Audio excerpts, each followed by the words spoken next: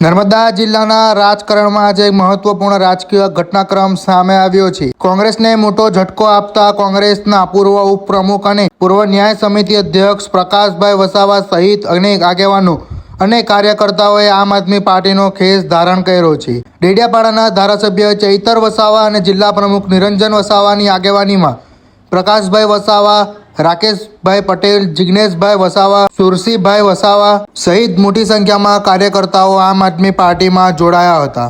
આ પ્રસંગે નવા જોડાયેલા આગેવાનોએ જણાવ્યું હતું કે તેઓ આમ આદમી પાર્ટીની જનહિતની નીતિઓ અને પારદર્શક શાસનથી પ્રેરાઈને પક્ષમાં જોડાયા છે અને લોકોના પ્રશ્નોના નિરાકરણ માટે કામ કરશે।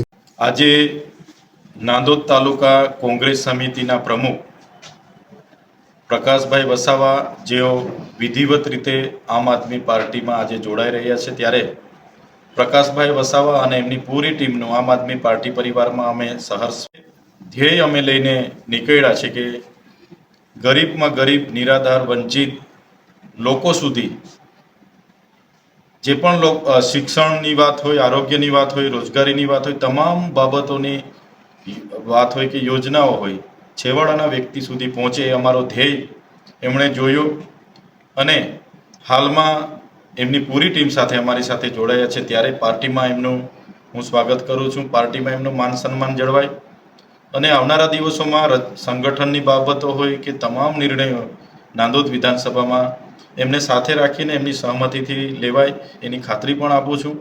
એમના જોડાવાથી આમ આદમી પાર્ટી પરિવાર મજબૂત થયો છે અને અમારો જે ધ્યેય છે લોકોની સેવા કરવાનો, અમે આવનારા દિવસોમાં લોકોની સેવા કરવામાં આ પૂરી ટીમને સાથે રાખીને તત્પર રહીશું।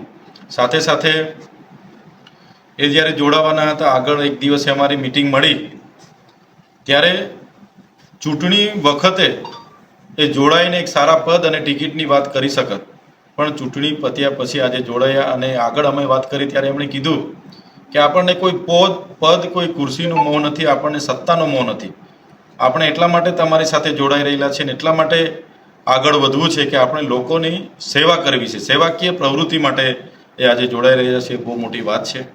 એમને ખૂબ સારો અનુભવ છે। આગળ અમે 2015માં જ્યારે નર્મદા જિલ્લા પંચાયતમાં અમે ત્યારે જનતા દળમાં હતા અને એ કોંગ્રેસમાં હતા, ત્યારે અમે સાથે કામ કરેલું છે। એમને ખૂબ બહોળો વિસ્તૃત અનુભવ પણ છે, જેનો ઉપયોગ નાંદોદ વિધાનસભાના 3 તાલુકામાં થશે અને અમારા વિસ્તારોમાં પણ એમની સારી ત્યાં યુવાનો સાથે, એમના કાર્યકરો સાથે એમની ઓળખાણ છે।